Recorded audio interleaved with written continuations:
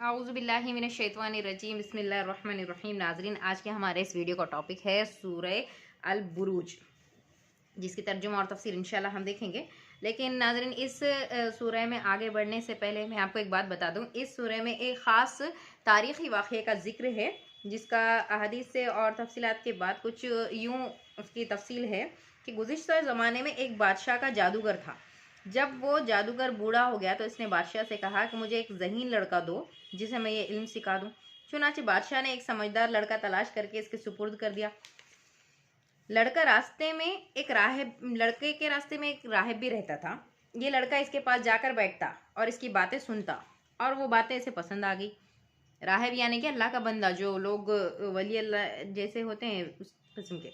इसके बाद ये लड़का आते जाते इसके पास भी बैठता रहा और इसकी बातें सुनता रहा। इसी तरह सिलसिला चलता रहा। एक मर्तबा ये लड़का जा रहा था कि रास्ते में एक बहुत बड़े जानवर, या तो वो शेर हो सकता है या फिर सांप, उसकी मुकम्मल तफसील नहीं दी गई है, वगैरह ने लोगों का रास्ता रोका हुआ था।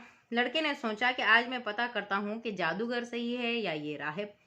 इसने एक पत्थर पकड़ा और कहा कि ए अल्लाह, अगर राहिब का मामला तेरे नज़दीक जादूगर के मामले से बेहतर है और पसंदीदा है तो इस जानवर को मार दे ताकि लोगों की आमोदरफ्त जारी हो जाए।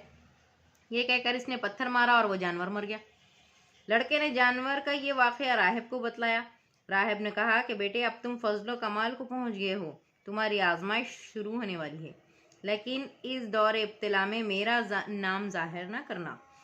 ये लड़का मादरजाद अंधे और बर्स वाले मरीज और दीगर बाज़ बीमारियों का इलाज भी करता था, लेकिन ईमान बिल्लाह की शर्त पर। इसी शर्त पर इसने बादशाह के एक नाबीना मसाइब की भी आंखें भी अल्लाह से दुआ करके सही कर दी। ये लड़का यही कहता कि अगर तुम ईमान ले आओगे तो मैं अल्लाह से दुआ करूँगा, वो शिफा अता फरमाएगा।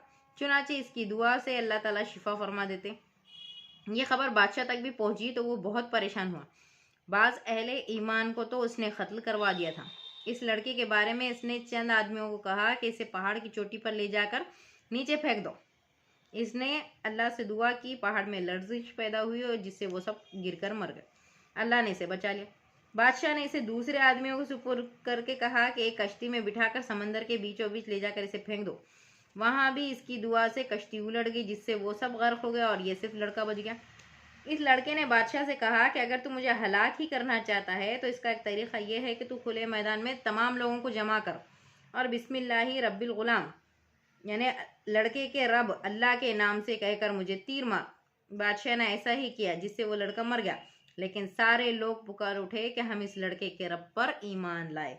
यानी बादशाह जिस बात को छुपाने की कोशिश कर रहा था वो सब पर आया होगी और सारे लोगों के सामने ये बात आ गई कि अल्लाह ही इसका रब है। बादशाह और ज़्यादा परेशान हो गया। चुनांचे इसने खंदकें खुदवाई और इसमें आग जलवाई और हुक्म दिया कि जो ईमान से इनहराफ ना करे इसको आग में फेंक दो।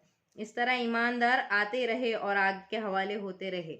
यानी जो लोग अगर इस्लाम कबूल करेंगे, अल्लाह के दीन पर आ जाएंगे, अल्लाह के नाम पर अपना सब कुछ कुर्बान करने की जिसमें सलाहियत थी, वो लोग ही वहाँ पर डटे रहे और कह रहे कि हम अल्लाह को ही अपना रब मानते हैं, अपना सब कुछ मानते हैं, अपना माबूद मानते हैं। तो एक एक करके जो जो लोग ये जिसने अल्लाह पर ईमान लाया था वो आते रहे और उसमें गिरते रहे, आग के हवाले होते रहे। हत्ता कि एक औरत आई जिसके साथ एक छोटा बच्चा था। वो ज़रा सा ठिठकी तो बच्चा बोल पड़ा कि सबर कर माँ, तू हक पर है। और इमाम इब्न कसीर में और भी वाक़यात नक़ल किए हैं जो इससे मुख्तलिफ है और कहा है मुमकिन है कि इस किस्म के मुतादिद वाक़यात मुख्तलिफ जगहों पर होते रहे। देखिए, अरसे दराज से ये मामला चलता रहा कि जब भी ईमान पनपने लगा है तो उसके दुश्मन भी बहुत ज़्यादा हुए और ज़्यादातर दुश्मन तो ऐसे ही सरकारी अफसर या बादशाह या फिर सरकार खुद हुआ करती है। उसकी वजह यह है कि उनको अपने जो भी इख्तियारात है उसमें किसी चीज़ में वो लोग अल्लाह को मानना नहीं पसंद करते। वो लोग इस कदर सरकश हो जाते हैं कि उनको अल्लाह की बड़ाई तस्लीम करने में बहुत तकलीफ़ होती है। और जो लोग ये कहते हैं कि हम अल्लाह पर ईमान लाए, उनका मुकम्मल तौर पर भरोसा अपने अल्लाह पर होता है और वो ईमान लाने के बाद अल्लाह के बंदे हो जाते हैं और अल्लाह को ही अपना रब, अपना सब कुछ मान बैठते हैं, अपना सब कुछ करने वाला मान बैठते हैं। तो ऐसे चीज़ों को और ऐसे जो उनके अक़ीदे हैं, ये लोग ऐसे बादशाहों को तकलीफ़ पहुंचाते थे जो जो दुनिया में है। तो अल्लाह ताला ने इनके बारे में, इनकी सज़ाओं का भी कुरान मजीद में ज़िक्र कर दिया है कि ऐसे लोग जो मुसलमान औरतों को, मर्दों को तकलीफ़ पहुंचाते हैं, वो लोग बर्बाद हो गए। वही अपने हमको आज इस सूरह में देखना है तर्जुमे में। चलिए शुरू करते हैं। बिस्मिल्लाहिर्रहमानिर्रहीम। वस्समाई ज़ातिल बुरूज, बुरूजों वाले आसमान की कसम। बुरूज यानी कि बहुत बड़ा महल की जमा है ये, और जिसकी मंजिलें बहुत ज़्यादा ऊंची ऊंची है, ऐसे बुरूज है। वल यौमिल मौऊद, वादा किए हुए दिन की कसम, यानी कि जो क़यामत का दिन जिसके बारे में अल्लाह ने वादा किया है। वो शाहिदुं वो मशहूद, और हाजिर होने वाले और हाजिर किए गए की कसम। जो कुछ लोग हाजिर किए जाएंगे उस दिन और जो कुछ हाजिर होंगे उन सब की कसम। खुतिला असहाबुल उखदूद, के खंदकों वाले हलाक किए गए। अल्लाह यहाँ पर जिक्र कर रहा है, देखिए लोगों के दर्जात कितने बुलंद होंगे जो लोग उस वक्त ईमान लाए हैं और उस वक्त अपनी जान से बढ़कर उनको अल्लाह प्यारा हो गया कि उन्होंने हंसते हंसते अपनी जानों की कुर्बानियाँ दी। तो ऐसे लोगों के नाम अल्लाह ने कुरान मजीद में दिया है। तो यहाँ पर बता रहा है कि खंदकों वाले हलाक किए गए। अन्नारी ज़ातिल वक़ूद, वो एक आग थी ईंधन वाली। इज़ हुम अलैहा क़ुऊद, जबकि वो लोग इसके आसपास बैठे थे, यानी कि काफ़िर लोग आसपास बैठे उस आग के और इनको आग में झोंक रहे हैं। वहुम अला मा यफ़अलूना बिल मुमिनीना शहूद, और मुसलमानों के साथ वो जो कर रहे थे इस पर खुद शाहिद थे।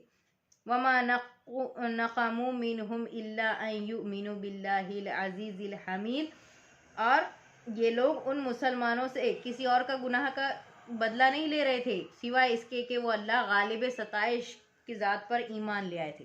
सिर्फ उनको इस बात पर सज़ा दी जा रही थी कि वो अल्लाह पर ईमान लाए थे और उससे अब हटने वाले नहीं थे। इस चीज़ का उनको तकलीफ, इस वजह से उनको तकलीफ पहुंचाई जा रही थी। यहाँ पर अल्लाह ताला फरमा रहे हैं कि ऐसे लोगों का अल्लज़ी लहू मुल्कुस समावाति वल अर्ज़ वल्लाहु अला कुल्ली शैइन शहीद, वही जिसके लिए आसमान और ज़मीन की बादशाहत है और अल्लाह हर चीज़ पर खादिर शाहिद है। अल्लाह ताला खुद देख रहा था उनके अमल और इस पर अल्लाह खुद गवाह है उनके इस बदअमली का। वो लोग जो उनके मुसलमान औरतों के साथ, बच्चों के साथ कर रहे जो जुल्म था, उस चीज़ के ऊपर अल्लाह गवाह है। अभी इन्नल्लज़ीना फ़तनुल मुमिनीना वल मुमिनाति सुम्मा लम यतूबू फलहुम अज़ाबु जहन्नम वलहुम अज़ाबुल हरीक़, बेशक जिन लोगों ने मुसलमान मर्दों और औरतों को सताया फिर तौबा भी ना की तो उनके लिए जहन्नुम का अजाब है और जलने का अजाब है। इन्नल्लज़ीना आमनू व अमिलुस्सॉलिहाति लहुम जन्नातुन तजरी मिन तहतिहल अनहार ज़ालिकल फौज़ुल कबीर, बेशक ईमान कबूल करने वालों और नेक काम करने वालों के लिए वो बागात हैं जिनके नीचे नहरें बह रही है, और ये बड़ी कामयाबी है। अल्लाह ताला फरमा रहे हैं कि ये कामयाबी है, यानी यकीनन ये फ़ायदे का सौदा है, क्योंकि इंसान दुनिया में कितने साल रहेगा, बहुत से बहुत 100 साल रहेगा, उससे ज़्यादा तो नहीं, लेकिन जन्नत की जो ज़िंदगी है वो हमेशा हमेशा रहने वाली है। इसीलिए ये ईमान की यही तो ताकत है कि बंदा जब अल्लाह पर यकीन कर बैठता है, जब आखिरत पर यकीन कर बैठता है, तो उससे ये बात का ईमान हो जाता है कि मेरा अल्लाह मुझे बर्बाद नहीं करेगा, मुझे हमेशा आबाद रखेगा। और यहाँ अगर इस दुनिया से मैं हट भी जाऊँ, यानी आज मेरी जान चली भी जाए, तो मैं मरने के बाद अल्लाह ताला मुझे इससे ज़्यादा इज़्ज़त और इससे ज़्यादा मुझे अजर व सवाब मिलेगा और मैं जन्नतों में रहूँगा। इस बात का जब पुख्ता यकीन इंसान के दिल में आ जाता है तो वो खुशी खुशी अल्लाह के जान में, अल्लाह ताला की राह में अपनी जान लुटाने के लिए तैयार हो जाता है। और यही मामला हुआ था उन खंदक वाले लोगों के साथ कि उन्होंने जब अल्लाह के दीन पर ईमान ला लिया और ये कह दिया कि अल्लाह हमारा रब है और उसी बात पर डट गए, तो वहाँ के बादशाह को ये बात बिल्कुल पसंद नहीं है और उसने बार बार कहा कि ये इस बात से फिर जाए, लेकिन हुआ यूँ कि वो लोग जमे रहें। तो लिहाजा उसने इस दीन को मिटाने के लिए एक तरीका ऐसा निकाला कि खंदक़े खुदवाई, उसमें आग जलाई ईंधनों के साथ और इन सबको अंदर डलवा दिया। जो भी लोग ये कहते कि अल्लाह हमारा रब है, उसे उस आग में फेंकने लगा था। लेकिन वो लोग उस वक्त क्या सोच रहे होंगे, उस वक्त उनके दिलों में ज़रा बराबर भी हिचकिचाहट नहीं आई सिवाय एक औरत के। यहाँ तक कि उन लोगों में एक माँ भी आई जिसके साथ एक छोटा बच्चा था कि देखिए दुनिया है और दुनिया में अल्लाह ताला ने मोहब्बतें भी लगाई है, तो एक माँ को अपने बच्चे को और ख़ुद को आग में झोंकने से पहले किस किस्म का उसके फीलिंग्स होंगे। आप ज़री देर के लिए ज़री देर अपने जज्बात को उस तरफ ले जाकर देखिए कि क्या मंजर होगा वो कि जब आग सामने खड़ी हुई है और महज इसलिए उन्हें झोंका जा रहा है कि इन्होंने कह दिया कि अल्लाह हमारा रब है। और उस वक्त जब औरत ठिठक गई तो जब बच्चा बोल उठा, और कहते हैं कि गोद का बच्चा बोलना ये बहुत बड़ा मौजज़ा होता है, और उसकी गोद से बच्चा बोलने लगा कि माँ तू हक़ पर है, डर मत। और उसके बाद वो कूद गई। तो यहाँ पर अल्लाह ताला उनका जिक्र कर रहे हैं, ये चीज़ों का जिक्र अल्लाह ताला ने कुरान मजीद में किया है। मतलब इन लोगों के जो दर्जात है वो वाकई बहुत बुलंद है, और ये लोग इनाम पाने वाले, जिसका अल्लाह ताला ने यहाँ पर जिक्र कर दिया कि जो लोग ईमान लाए, ईमान कबूल किए और नेक काम करने वालों के लिए अल्लाह ताला बागात रखे हैं। क्योंकि ज़िंदगी की तकलीफ़ तो चंद मिनट की है, और वैसे भी तो मौत हर एक को आनी है, चाहे अल्लाह की राह में कुर्बान हो या फिर खुद ही अपनी ज़िंदगी मुकम्मल करके मरो। लेकिन मुराद को उस वही शख्स पहुंच गया जो अल्लाह की मर्ज़ी पर जिया, अल्लाह की मर्ज़ी पर मरा, जिसने अल्लाह ताला के लिए ज़िंदगी गुजारी, जिसने अल्लाह ताला के तरीक़े पर ज़िंदगी गुजारी, और फाइनली भी मरा भी इस बात पे कि अल्लाह के शहादत देते हुए कि अशहदु अल्ला इलाहा इल्लल्लाह व अशहदु अन्ना मुहम्मदन अब्दुहु व रसूलुहु, कि अल्लाह के सिवा कोई माबूद नहीं और मोहम्मद सल्लल्लाहु अलैहि वसल्लम अल्लाह के बंदे और रसूल हैं। तो यहाँ पर ऐसे लोगों के लिए अल्लाह ने जन्नत की खुशखबरी दे दी है। तो इसके आगे का वाक़या ये थे आयत नंबर 11 तक। इसके आगे इंशाल्लाह हम नेक्स्ट वीडियो में देखेंगे। देखिए, मामला बहुत ही संगीन हुआ करता था पहले, दीन के दुश्मन हर दौर में गुजरे हैं हर जगह पर, लेकिन उसके बाद भी दीन गालिब आया, अल्लाह का दीन को किसी ने मिटा नहीं सका।